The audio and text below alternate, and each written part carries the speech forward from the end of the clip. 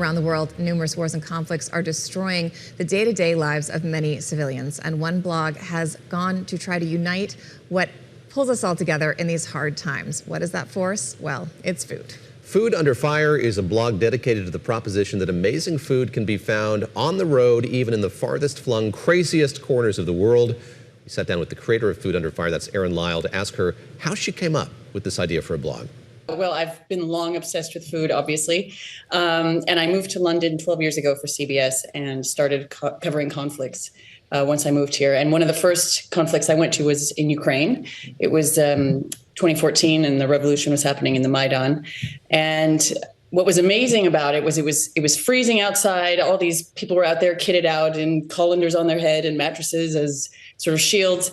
And there were little old ladies wandering around the square, pushing around carts of hot soup, handing out hard-boiled eggs, dishing out big bowls of grains. And I was going, oh my God, like this is how you feed a revolution. And it's as fascinating as the actual revolution that we're watching here. So I started this food blog because I think people generally find it fascinating how we feed ourselves, how we bring ourselves comfort, how we survive in areas that are under siege, that are difficult to live in. And so I started about 12 years ago. And now every time I travel, I try to find a very specific moment to blog about that will sort of shed a bit of light on something we don't actually get to cover as we're telling news stories. So we've been talking about Ukraine. Give us a favorite moment or meal that you've had elsewhere in the world. Elsewhere in the world, I mean, I've had some amazing experiences in Gaza back in sort of 2014, 2019, before this current conflict, where we got invited into people's homes and all the women cooked for days, giant platters of meat and rice. And they took us to their watermelon farm and we cut open a fresh watermelon and we ate it with sort of those big tins of salty white cheese that you'll find in kind of Arabic markets, and some mint and some fresh bread. And, you sit in these environments having this shared experience with people and just go, oh, wow, like life is happening all around. It's not just war all the time. It's not just destruction. There, people are sharing themselves, sharing their love. And I've been lucky enough to sort of stumble into those kinds of experiences in most of the places we go.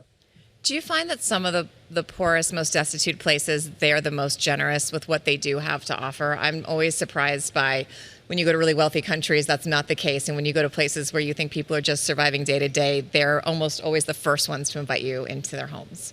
Yeah, the Anglo-Saxon world is probably the worst at this kind of hospitality. But yeah, the Middle East, Ukraine, we'll go to these places where people have lost so much. And it doesn't even have to be war. It could be a natural disaster. It could be Haiti. And suddenly they're cooking everything they have. They're inviting you to sit at the table.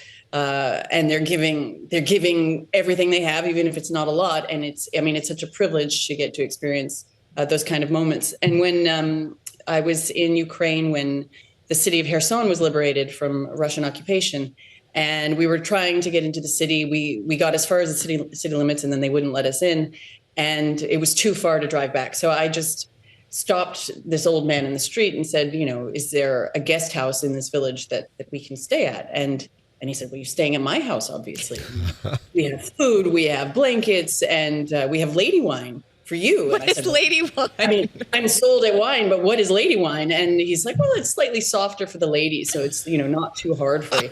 I said, great. So we went to their house, and this little old couple cooked everything they had in their kitchen, like giant bowls of pasta, canned, marinated tomatoes and peppers, a big bowl of pickled cabbage, little toasts with pork fat on them and sliced sausage and more pickles, and then giant jugs of homemade lady wine and vodka and male wine, I guess.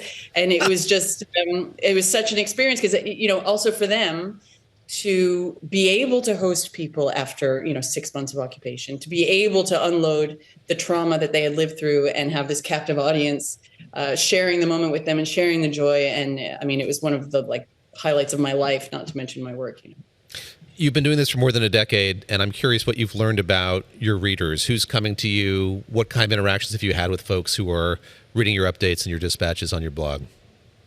I get readers from all over the world, mostly America, UK, because I write in English. But I think people really connect to these stories in a way that they don't connect to sort of a television package about what's going on in a war zone, because they can put themselves in it. You know, there's a real empathy driver there when you're reading about what it's like in someone's home, or even how soldiers are living on the front line. You know, they're living in a trench, but in that trench, they've got a makeshift kitchen. They've got soup on the stove. They're ladling out grains, and you can like really imagine what it's like to be in the situation. So I do get a lot of feedback where people just go, wow. And also this, in the same vein as you just said, people are continually impressed with the generosity and hospitality that we stumble into around the world. It's beautiful, really. Erin Lyall, the blog is Food Under Fire, and sounds like a great topic for a book. I'm just saying. Thanks so much for coming on. It's nice to see you.